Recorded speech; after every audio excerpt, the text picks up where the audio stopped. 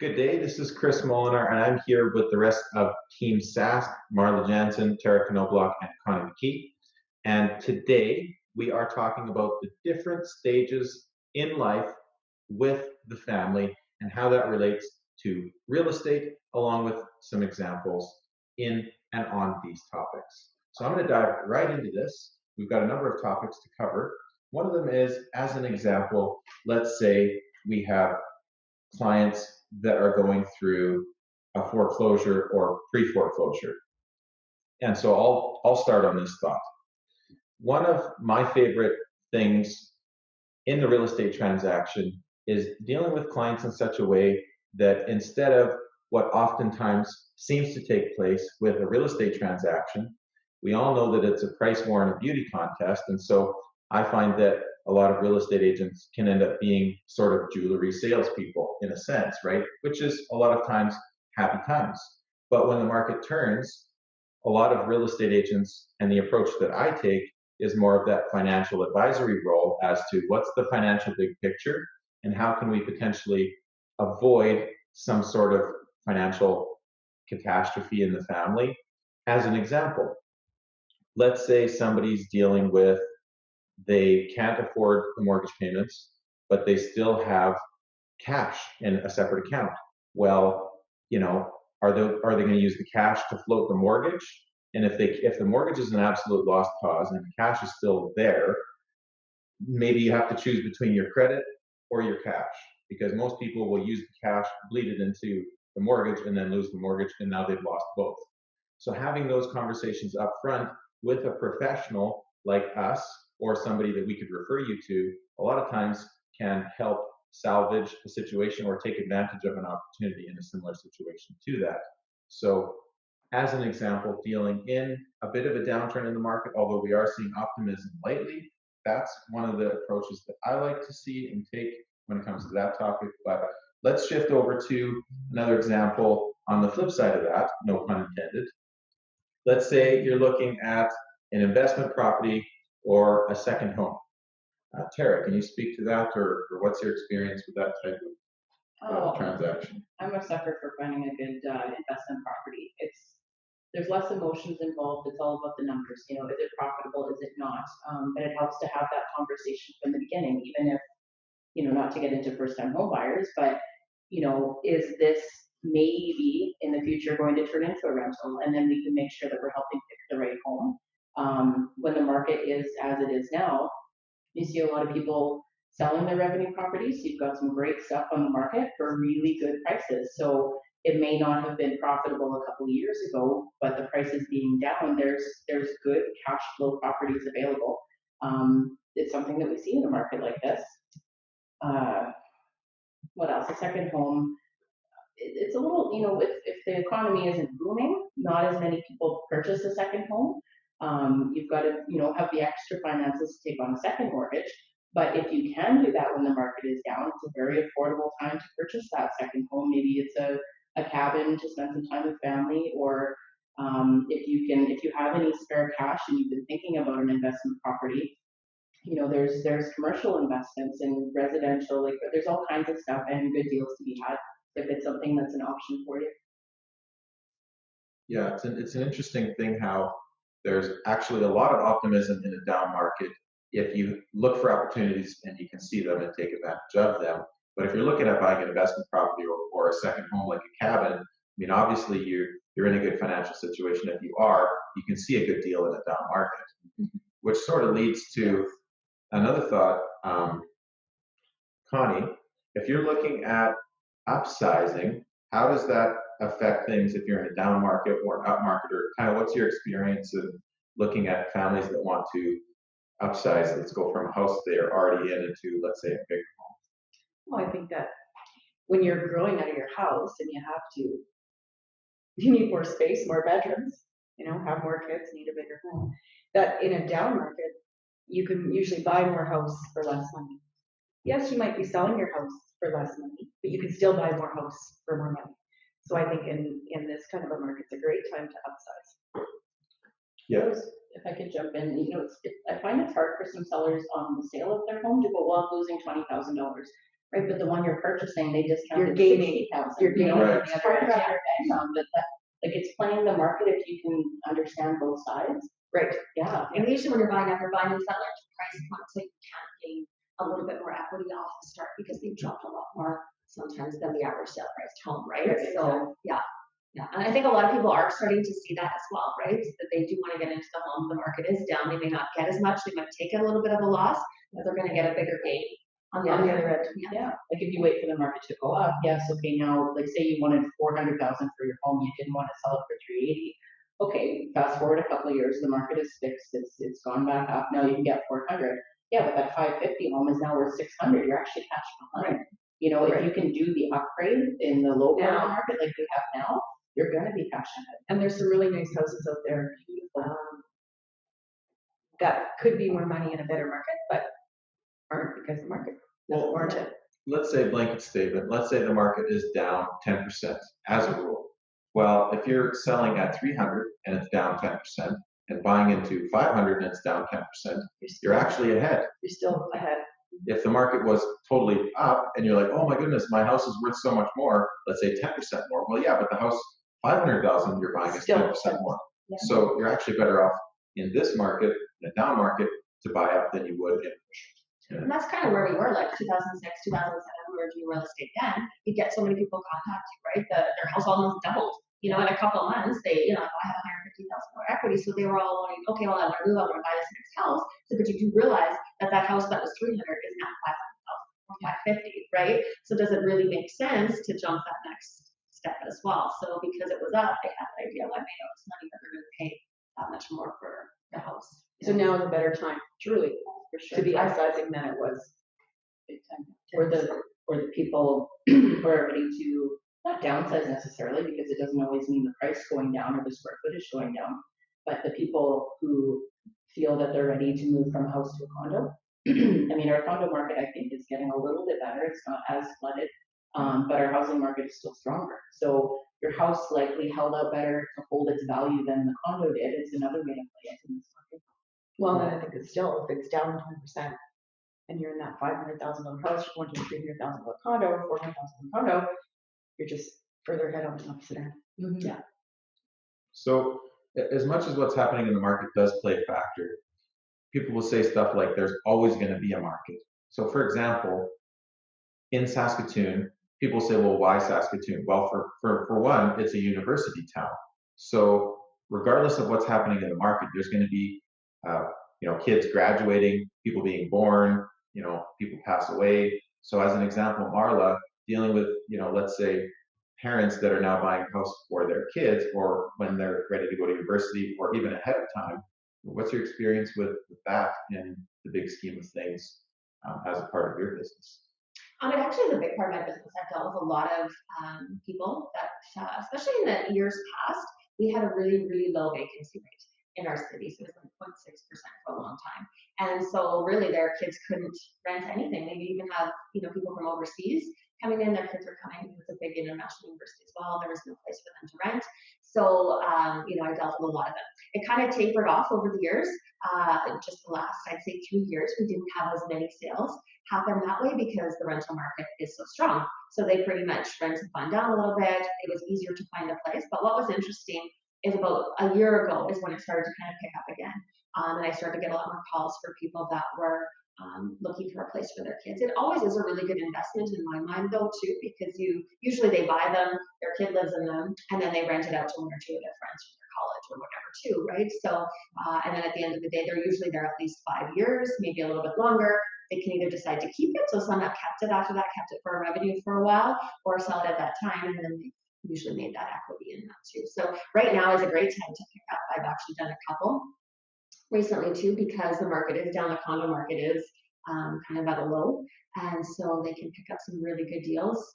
And even people are using condos again. They weren't using them as a revenue stream for a while because of the condo fees and stuff that are attached to them, but I find some people are even looking at it that way now too, to purchase as an income property too. Well, the prices have come down enough that there is profit to be made in condos again. Yeah. I know for years, a lot of people with revenue properties that were condos were either subsidizing the payments every month or just breaking even. Yeah. So then their focus was, okay, it's not so much making profit every month, but just paying off that balance and getting, long term it's paid off. But it's with the prices so low like they are now, even at the condo fees, there's profit margins again for those as revenue. And the other thing with the revenue, so some people think, well, my kids are going to go live back at home for 4 months, in between the semesters. The other thing that you can kind of do now, which is exciting, is the Airbnb model.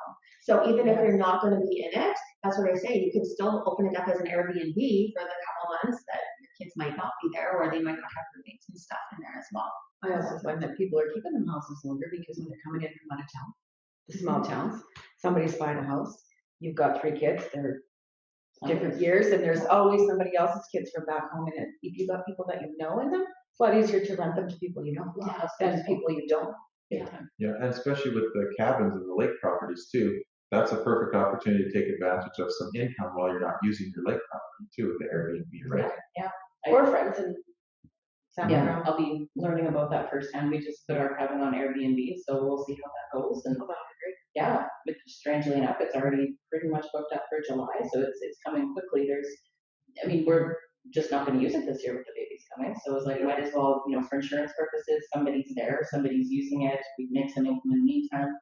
Why not? There's all kinds of opportunities out there. I got one client so apparently the Saskatoon numbers for Airbnb aren't as lucrative as say Calgary or some other centers, but I have one client who has a rental where if he rented it out would have been $1,300 a month. His worst month on Airbnb I think was $1,500 a month, and his best month was like $3,000. So it's like It's a win-win. It's a total game changer, right? There's more systems you have to have in place if you're not going to do the cleaning or some provide a little bit of a breakfast or, to check them in and out. But you can also hire people to do some of those things, but there is a lot more income opportunity in there. And I find less damage a lot of times. Oh, for right? sure. People are taking care of places for sure. Yeah. Whether they're short term. Well, and if you're looking to maybe, get into the Airbnb market, you do have to, we can help you with that, but there are a lot of condos now in their bylaws that have restrictions on Airbnb in the short-term rentals. So you want to know that too. You don't want to buy something thinking that you can put it on Airbnb and it can't. This whole idea of playing the market, people talk about buying in an up market or downsizing or upsizing. When you're in the same market, it's more or less a wash. There's going to be a little bit of gap depending if you're going up or going down, if the market's going up or going down. But if you're going through, let's say, job change or a job transfer, so the market obviously affects jobs. And if there's a shortage of jobs, there's people that are looking to get out of their home or looking to downsize their home. But more specifically too, if you're doing a job transfer, whether you're looking for a new job or you've been promoted and you need to move to a different center, I've had clients that bought in the peak in Saskatoon, sold when it came down, and then bought in Vancouver in the peak, and then it's gone down since then. Yeah. So that is an example of where life circumstances and events sort of put them in a position to play the market against their favor, I guess you could say. But what I always say is that the timing in your life doesn't always perfectly time the market. And that even goes for investment properties. When you're perfectly in a position to buy almost never that way. So, that's just something to take into consideration. But as our team, we always look for agents to help when they move to those other centers so that they can have professional advice in that local market as to, is it a good time to buy right now or not? Or is it a good deal? Because we always want our clients, regardless of whether we're representing them here or helping them find somebody to, take good care of them in another center, we want to make sure that they're taken care of. So, well, they're still our clients, right? So if we're recommending people, we want to make sure they're getting the same kind of service that we would provide here ourselves, right? Totally. Yep. So, Connie, can you speak to that married first-time home buyers? What's your experience in that segment area? Or what do you find? How is it dealing with both of those? I actually love dealing with first-time home buyers because they don't know, and it's just fun to help them through. And I think maybe me having kids at that age that are buying houses that are often the first-time home buyers I'm dealing with are like my kids' age. So it's I just think it's exciting because they don't know and they're learning and they're excited because they've saved all this money for a down payment and their scopes are their vision is very different than somebody that's been in the market. So they, when we have the ability to put them in touch with all of the people we deal with, they're just so happy with, well, this is the mortgage broker because they're going to treat us good. And here's, you're good to me. And home inspectors, all these people, it's kind of cool how they, and parents get involved in it. And parents are also, can be good and bad. I get it. I'm one of them. Because we have an opinion, because we bought in the up market, down market. If your parents have bought 20 years ago, 30 years ago, and have been in the same house, and they paid minimal for it, this big house, sometimes first-time home buyers want that big house for that, and parents think they should pay the same price, and they sometimes forget. But I think that the market is the market. The numbers are the numbers. I think it's educating them sometimes too, because sometimes the first-time buyers think this is going to be my forever home too. So it's also educating them on that. Right. Because I'm going to be here for the rest of my life. Well, chances are, that's not the case. Yeah. We want to make sure it's a good investment, but we got to look for what's right now. And I think even with the millennials, do you find that they kind of think they can get a lot more price For sure. what it is, so then they get out there. Oh, well, this is all I can get for the price. I'm just dealing with a couple right now that are first-time home buyers. They're so cute. Because of course my question is this a 3 to 5 year plan, or is this a 10+ year plan? And they looked at me and said, well, what do you mean? Okay, well, you guys are engaged, you're getting married soon, and you plan on having kids. They're like, oh, for sure. Okay, well, so are we looking for a 2-bedroom, or are we looking for 3-bedroom? Because sometimes they don't think of those things. Also things like, if your kitchen's in the back, if you can see your backyard, and you have little people, oh, never thought of that. What does it matter where the kitchen is? Well, I have kids, and I used to like to watch them play in the backyard. Well, we hope to ask the right questions too, because they decide, but then if we ask the right questions, they go, oh, think yeah. of all kinds of different Right. things, and we can better suit them. And like Marla said, educating them on what the process is, going through the paperwork, making sure they understand. I think there's lots of agents out there that don't make sure they understand what they're signing, know what their mortgage is about, know. Well, one of my favorite questions for first-time home buyers is there anybody else that you'd want to have with you to look at property? So if it's going to be 10 appointments, in a perfect world, it's like 3 appointments, including the home inspection session, but it doesn't always work out that way. I tell people, we might show you 3 houses, we might show you 30 houses, but the thing is, you bring out the parents and all the backseat drivers for the first 2 to 3 appointments, they get exhausted and say, you go do your thing, sounds like your agent knows what he's talking about, and then basically it's more or less like, see you at the home inspection kind of thing. Yes. Whereas if you never hear from the backseat driver at all, and they show up at the home inspection, now it's like, it can turn into like a you versus them, and it's just like. It is important to have them all part of that process. Yeah. That's another question I always ask, are all the decision makers here? Yeah, because what you don't want to do, and I've had this before, where you could go see all kinds of homes, and depending on budget, you can only get so much, right? So we see all the crap, for lack of a better term, and we find a really good one, that's priced really well, good. but it's amazing compared to the crap. But if the decision makers didn't see the crap and then come see the nice one, it just doesn't look good to them, and it doesn't go well. So yeah, same thing. That's the whole process. That's the whole, bought our house 30 years ago for less money than this is. Yes. And do not understand. Or do you find that I always call it like that I mom them, but with a first time buyer, they get excited, like the bank is going to give me $400,000, and it's like, awesome, but how much do you want to spend monthly? You have to pay it back. Yeah, exactly. Just because the bank will give it to you doesn't mean you have to spend that much. Like, do you like to travel? Would you like to continue to travel? Would you like to buy some furniture for your new house? Like, are you buying an address, or are you buying? Yeah, do you really need the $400,000, or could you maybe be happy in a $350,000 and have a little less stress for the month to month?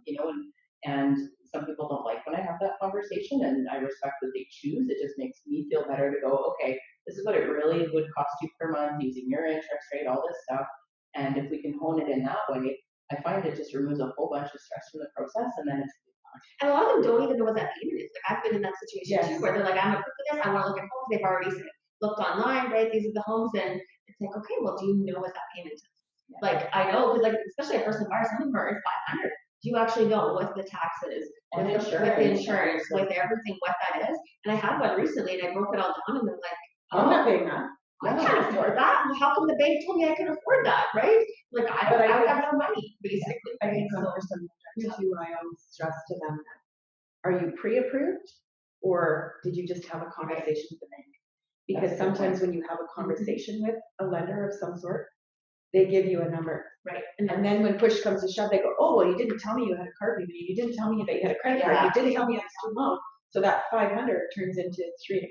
Well, that real pre-approval, you know, if you Like- had a conversation, if you hadn't submitted paperwork and they haven't given you your interest rate, you're not pre-approved. Exactly, and Yeah, I think you sometimes need that that number, number. and I've had that. Yeah. I've had that several times, and then you write the offer, and then you find out that. Well, then it breaks their hearts, right? They think they can buy the $500,000 gorgeous show home. And you look at it, even in the you look at a $300,000 house, but you're only qualified for $250.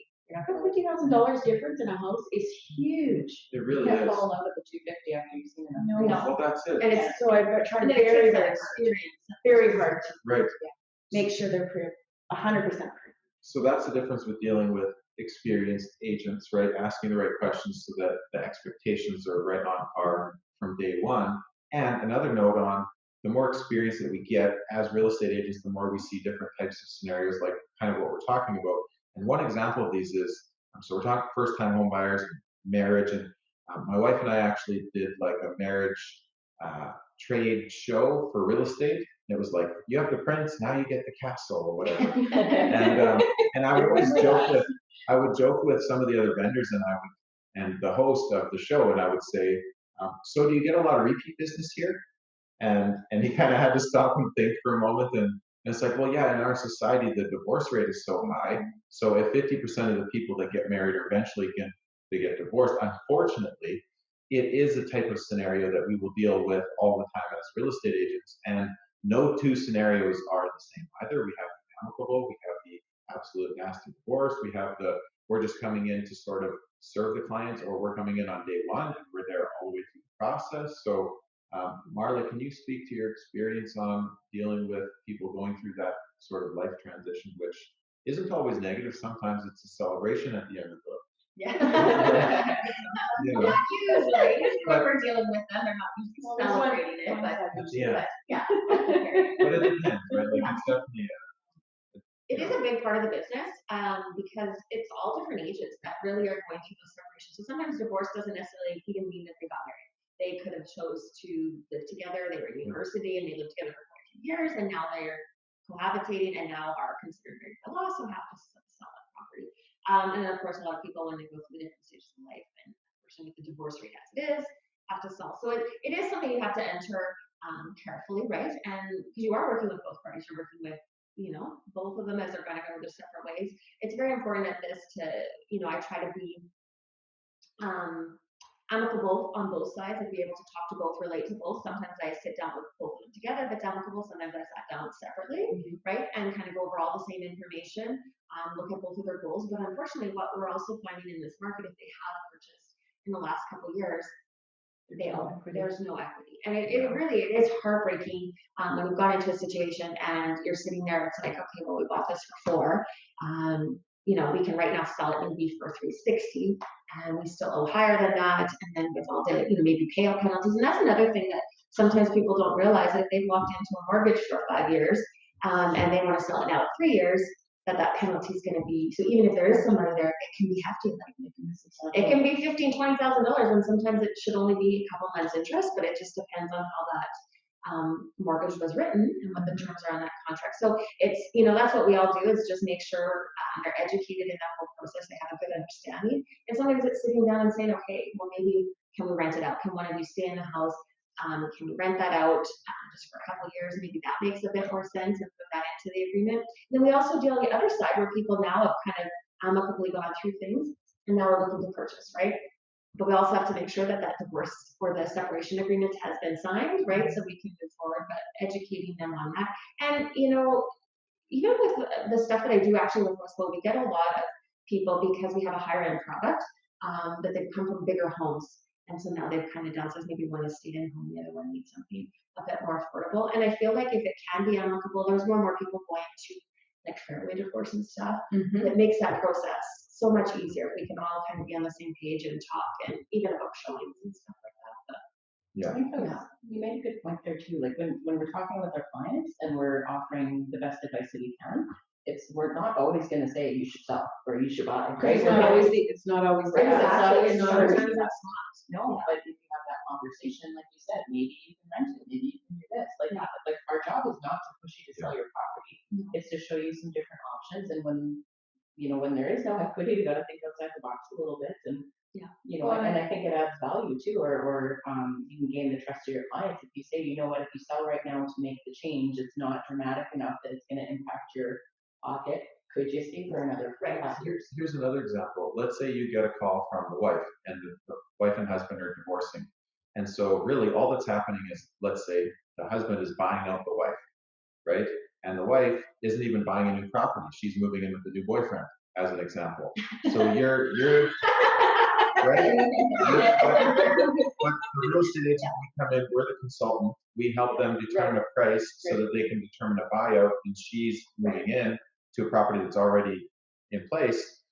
There's no transaction taking place necessarily.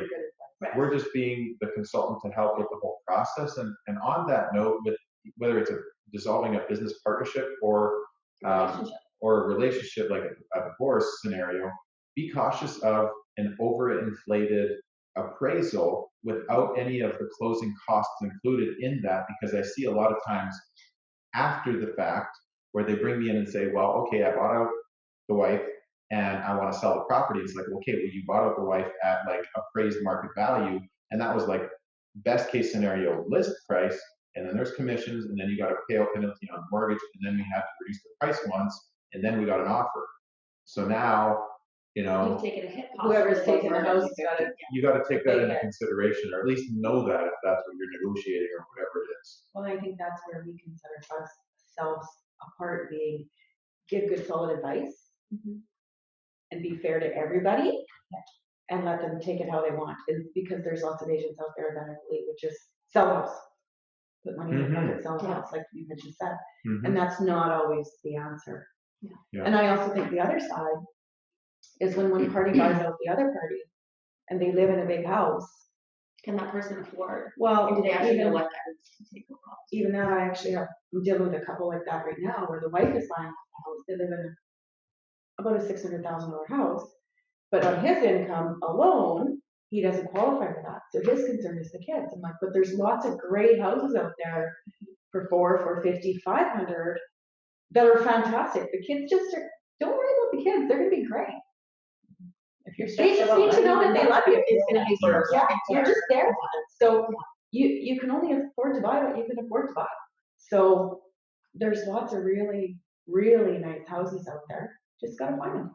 Just taking that financial big picture approach to like what you're talking about, making sure you know what the payments are, and maybe they have multiple properties, right? Maybe they have family members that are involved financially. Maybe they have other investment accounts that might play into it, etc. So I think that's an important part of the financial advisor approach to real estate, let's say. But on this topic of in life transitioning through divorce as an example, we also have when the family loses a loved one and we're dealing with an estate sale. Tara, can you speak with your advice to, in the real estate industry, dealing with families that are going through that side of life?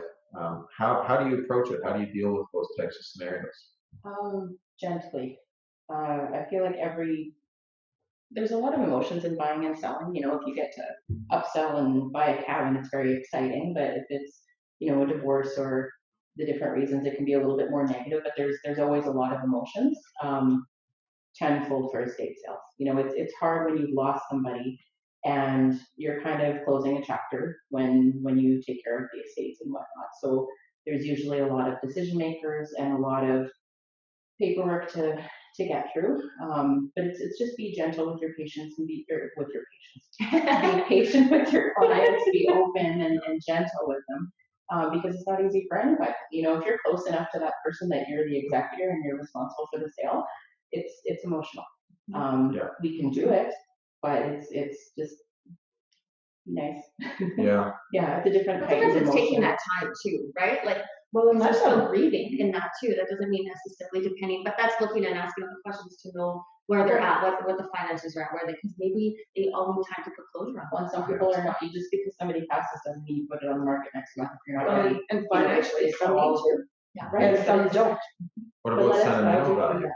Well, there's all of that. That's You a know, huge there's different factor. items in the home, you know, it's their home, it's, like I said, it can be done, but, you know, everybody grieves their own way, everybody has their own timeline, like you said, they may be able to afford to sit on the property for a little while, maybe somebody in the family can take it on instead, you know, there's some different options. Well, that, But we still do have estate sales to take care of. And one of the big factors is it's not just one of those, let's sit down for a listing presentation and get it on the market. It's not always like that. Sometimes it's like you're sitting down with the executor and you kind of have to lead them through, here's the next step, next step, next step, next step, where are you at with the process, and who else needs to be on board with how we approach this and the pricing and the comfortability and all this kind of stuff. So it's a lot of time, multiple conversations just to make sure that you cross-check with the sister in Vancouver and the brother in Utah. Is everybody on the same page? Have they flew into town yet? Like, It's you know, rarely one who's decision around? maker. No, Yeah. Rarely. well, and there's lots of levels, lots of families. So you've got kids, grandkids, great grandkids, sometimes to go through the house as well. I want grandma's chair, grandma's Right. special, Yeah. whatever, and that takes time to get through as well. Yeah. And then there's the next side where the family's just ready. Yeah. It's Because already it up was- to the omega. Was sudden, but it was maybe a blessing, which is horrible to say, There's some just but it, ready. Yeah. but it was okay. You know, everybody's accepted it, everybody's good, everybody's, There's been some times too where they've actually used it to build money for the family, right? So that you know, mom was in the house for years and years, and dad, and now it's dated, and it needs a little bit of work. So you know, when you do a market evaluation, it's like, okay, this is right now how it is, how we could price it. But if we just do X, Y, and So Z to look at this the house, Yeah. we can, you know, build a little bit of equity possibly in this home, right? So I've worked with both. So some where we do take some time and we get it all fixed up a bit, and then we kind of turn it over. Now they've maybe even a little bit more profit on that estate as well. And then some people are just, like you said, they want to keep it maybe someone in the family, or, you know, just have you sell ever it had phone as- calls where they're like, what do you think the house is worth? Yeah. Because one of the grandkids wants to buy the house. Right, Right. exactly. Yeah. And so it's not, we don't go in to sell the property, again, that's Yeah. not, Starts with advice. it's Yeah. advice and saying, here's the market evaluation, okay, if the kids are gonna buy it, one of the grandkids are gonna buy it. Yeah. You know, here's maybe where we list, here's approximately where it should sell, these are the commissions that are built into our stats. Yeah. This is approximately what they should pay. If the family's good at it, great, and if not, That's what I think. It's kind of like a client to loan policy, right? So when you're working with the people that have, it's, you know, building these relationships, being that person that they go to for this advice. So if someone in their family gets an estate sale, if it's an investment purchase, if they're thinking of even renovating the property, that's what I try to build, and hope that they contact me to give them that educated advice to be able to make the best decisions. build relationships, and it doesn't always have to be one. Well, and the fun part about all this is that it's all about the client, but more specifically, no matter what you're going through in life, we're here to consult. If you need help with anything, no matter what it is, regardless of whether there's a real estate transaction immediate involved in it, there's always some sort of real estate involved in that whole process. And so don't hesitate to reach out to us no matter where you're at in life. We're happy to help. And every scenario is a little bit different, and we're constantly confronted with situations that are completely unique that we haven't experienced before, but we bring the experience that we have with it and we solve problems. That's essentially what we do. So That's one of the things I think I love about real estate, is that every day is a little bit different. You get a call, you get a new situation that's happening. I've done it like 15 years I've been doing this here, but every week there's something new that comes up, and I love that. It's exciting, and you can help people, educate them in these ways. You can't get bored when it's that interesting. No. Young people and some good education. totally. So on that, we look forward to seeing you on the next episode. If you have any thoughts, topics, ideas that you'd like to hear about, we'd love to hear from you. And otherwise, look forward to seeing you on the next video. Bye. Thanks for tuning Adios. in.